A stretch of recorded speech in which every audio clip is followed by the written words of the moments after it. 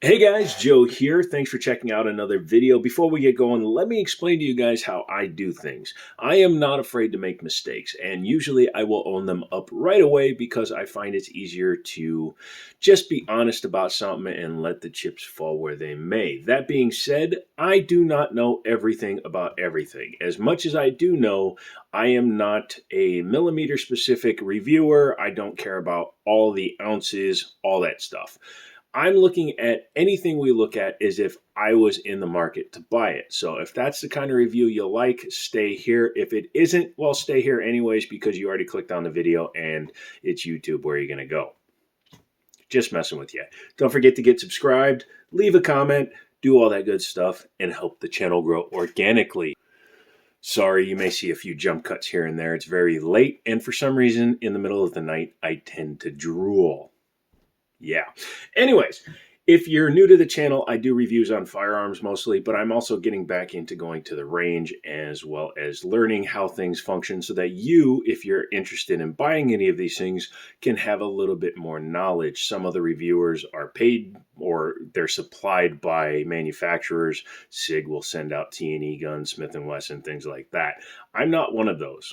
I help out 1 or 2 days a month at my buddy's shop, Liberty Arms in Harrisonburg, Virginia. You can Google them. I can't link them for obvious reasons, but I help them out so they let me borrow stuff. And on occasion, I find things that I want for me. I've been looking for a 9mm carry piece. I have one that's on the budget side, but I also wanted to get one that had a little bit more capacity and was a little bit more contemporary. To that end, a Sig Sauer kind of produced itself.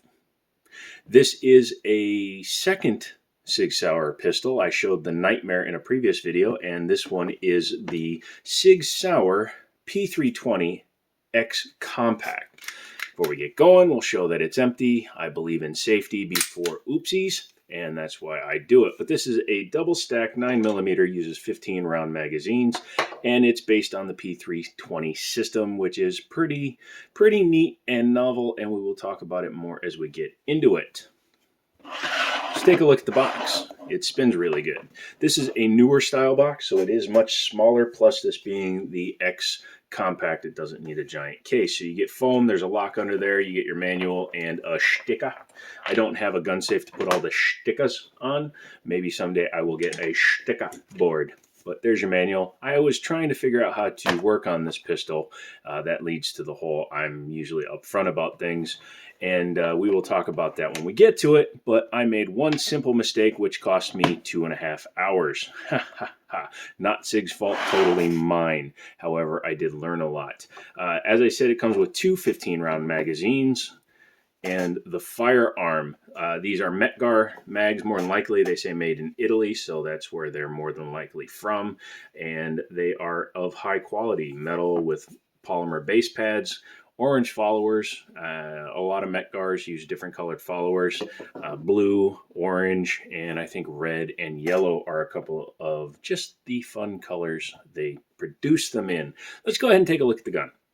This is the X Compact. Unlike the other guns in the X series, it doesn't actually have a billboard call out.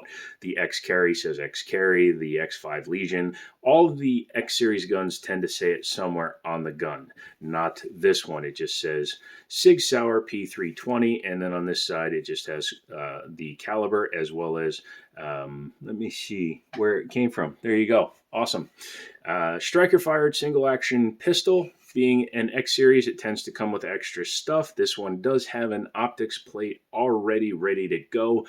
However, it is a special version, which you can kind of see there. We'll talk about that as we get into it. This one came with 3-dot night sights. They call these the X-ray sights. High-vis front with tritium night sights. Don't know why they call them X-ray sights, but you know, some companies like to just use goofy names for things. This particular one is a polymer frame stainless upper or steel upper. The wonderful thing about the 320 series and the 250 and several other guns from even other manufacturers is that this uses a chassis system for the fire control group. It's called the FCU, Fire Control Unit. That means you can actually change the grip frame on this firearm. You could go with the X Carry, which is a full-size 17-round frame, or you can go different frames with lasers and all this other stuff because The possibilities are pretty endless when this isn't serialized. You'll see that window there, your serial number appears there. So this can come out and go into just about anything. And there's also PDW or PCC setups that you can actually just take your fire control group out of and put into. So it's pretty damn awesome. This is the polymer frame. You can get a metal frame. I believe it's called the AXG. I'd love to get my hands on one, but costs almost as much as the pistol itself. So probably not anytime soon. The X frames are always a little bit nicer than the baser frames. The grip texturing comes up higher on this. It has a higher cut to the beaver tail, which means you can get up higher in the back. It also has a undercut, which forms one finger groove, but it's also an undercut that allows you to get up higher here. Normally, your fingers would be a little bit lower, more in line with the trigger. Here, they're more aligned with like the pick rail and the side of the frame. Helps reduce the bore axis a little bit and gets you higher up on the gun for better recoil control. This one has a flat face trigger. I can tell you from the 3 times I took apart the FCU, there's nothing special about it. It just is a flat face trigger. You will also notice no external manual safety, no dingus or trigger safety. They are available with a manual safety. This one just happens to not have it. It does have ambidextrous slide locks, and it does have a reversible mag release. This one just happens to be on this side, most commonly for right-handed shooters. They have big takedown lever there. The magazines fit flush in the base of the grip frame, which has some decent texturing here. I have no need to get this one retextured, unlike one of the other firearms that I've filmed for the channel. These mags come shooting out. They are drop-free, 100% drop-free, and they work well. Again, Mekgar is basically the OEM manufacturer for like 80% of guns on the market these days anyways. So Mekgar, good. Pro Mag, maybe not so good. Front and rear slide serrations, very good for manipulating the firearm, and you can do your press checks that way. I don't do that. I usually just overhand rack from the front. I know that some people might frown on that, but when I do it, I'm actually coming up over the top and then grabbing. I don't like, hey, look, front of barrel, and then go. No, I usually come over the top, grab, and then rack. It's just easier for me because I have pretty bad nerve damage. 3.6 inch barrel, so it's about 0.4 of an inch shorter than the X Carry. It's also shorter than the Glock 19, which would be its most close competitor on the Glock side. The Smith & Wesson M&P Compact is about the same size. The Taurus G3C and G2C are actually 3.2 inch barrels, so they're a little bit shorter. Overall, it fits into a nice niche of being in the general vicinity of a mid-sized gun. This is probably the smallest that I personally feel like carrying, but I'm also 6'4". I have pretty big hands, and I can actually conceal a 1911. So this is actually quite a bit shorter. Overall, a 1911 is like 8.5 inches long. This is only 7, so yeah. The night sights are embedded in the rear into these ears, which also give you a flat front for manipulating on clothing and whatnot. As I said, it does have an optics cutout. However, it's only set up for the Romeo 1 Pro and I believe Aimpoint Delta. Someone correct me if there are other ones, and I'm not 100% sure, but they might make plates that you can adapt to use other optics. We'll take a look at how it's attached in a minute. Trigger, single action. It's actually pretty good. It's better than the standard 320, which honestly isn't saying a lot. I'm not a huge fan of striker fire triggers. This one at least doesn't feel like it's inside of a pillow being held together with duct tape. Take a listen. Pretty simple, pretty easy. The standard trigger, I think the connector might be different, but the standard trigger just kind of feels more spongy than this flat face one. It's not an Apex, it's not an Omega, but it's not bad. Reset, you can hear it, you don't really feel it, and you can see there's a little bit of take up if you release it all the way, and then the next shot just goes burr. Has a 1913 style pick rail on the front. It's a shorter gun, so you're not going to get a lot of lights and lasers on there, but I believe the Olight Valkyrie fits, and I think the TR6 fits on this one. Flat front trigger guard. I don't know why I said it that way, but if you hold like I do, you can get up on there pretty good and it works well. Interestingly, when I hold and shoot left-handed, I actually have a proper grip. Well, according to you guys. Yeah, not bad. The finish is nice. This gun has some rounds through it. It was a used piece, but it seems to be holding up well. Let's go ahead and take it apart so I can show you what I did because I'm a ding-dong. First thing we want to do is lock the slide back, double check, make sure there's nothing in there. Great. Take your takedown lever. I like to grab the gun like this. It allows me to torque a little bit better and move the takedown lever at least to vertical, a little bit past, makes it taking apart a little bit easier. Go ahead and release the slide. You don't need to pull the trigger. You can just pull the top off. That's convenient on a striker fire gun because it also reduces the risk that you might have left a round in it. It doesn't happen often, but it has been known to happen once in a great while, so you have to be careful.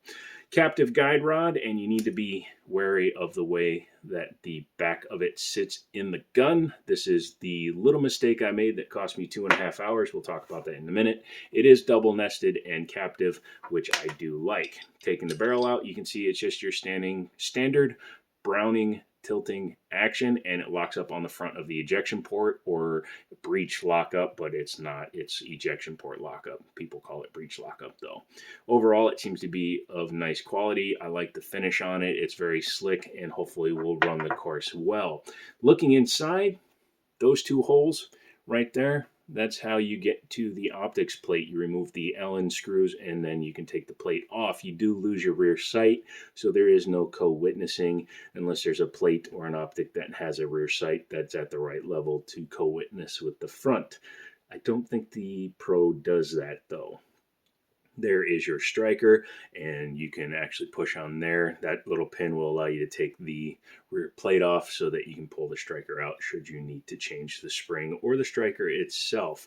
Overall build quality is very nice. You can see a little bit of wear from where the top of the barrel intersects with the top of the slide, but no real wear to speak of. Again, I don't know how many rounds this gun has had through it. Here is the bottom part, the grip module, and as I said, and as you should know by now, this is a removable piece. And when I put it back together, I'll show you how I really screwed it up, but let me show you how you can actually take it apart. So you need to kind of wiggle the the takedown lever so that it comes all the way out, at which point you can grab your fire control group and lift up and pull out. There is your gun. This is the serialized part. You can see the serial number under there. This is what you need to have a firearm. All this is interchangeable with other guns. This is not. You can sell all of this. Well, you can't sell these on eBay anymore, but you can sell the slide barrel, anything you want on eBay, and build and complete another gun using just this. When I had this out earlier, one of these pins fell out and caused some issues. I now know how to take this apart in my sleep and put it back together and have a functioning gun. So I'm freaking awesome. Reassembly is the reverse. You need to take the FCU, the fire control group, and make sure that these pins are staying in place, and you need to insert the back into the frame first. And I think I just reset the trigger, but that's fine. Go ahead and make sure the entire thing sits down in there. You'll see that it's flush back there, so you'll know that it's inserted the right way. Take your cross pin or your takedown, and again, you're going to wiggle it and jiggle it and get her on in there. This takes a minute, but once you get it, you should be able to just get it into position. There you go. You want to make sure that it comes all the way out, so there you go. Takedown lever is reinserted, so the chassis is back together. Going to take your slide and your barrel, pop her in there. This is where I screwed up. You see those two flat edges? For some reason, I kept telling my brain that these needed to go down like this. That's not what they do. They need to go like this. The flat edges need to be vertical, not horizontal. So they need to be in line so that it can actually fit between those rails. Once you've done that, take your slide, run it back over the top of the gun, bring it back, lock it open. Simple, easy peasy, lemon squeezy. and you're back in function. Again, I spent over 2 hours correcting that issue, but that's my issue, not Sig's. Yeah, there we go. So what do I think of this guy? Well, my seat is creaking, so you can tell how wonderful I've been sitting, but I like this firearm. I think it's a quality piece. Now, I have had problems with the compact guns in the past. I'm taking this one out to the range to see if those have been mitigated with the X Compact. The last one I shot was all the way back in 2018. Didn't have the flat face trigger, and it didn't have night sights, and it was just not a great shooter, but it was also a red box gun, so we'll have to see what happens. Come back for some range video. I am taking like 9 or 10 guns to the range tomorrow. Some are testers, some are just guns that need to be shot, some are just because I want to shoot the damn things. So come along for all of that. I hope to see you guys in a future video. Let me know if you have one of these, how well it shoots for you, and if you would recommend it to somebody that hasn't normally carried a polymer frame striker fired 9. I'm out. Leave me a comment, and as always, I'll talk to you later.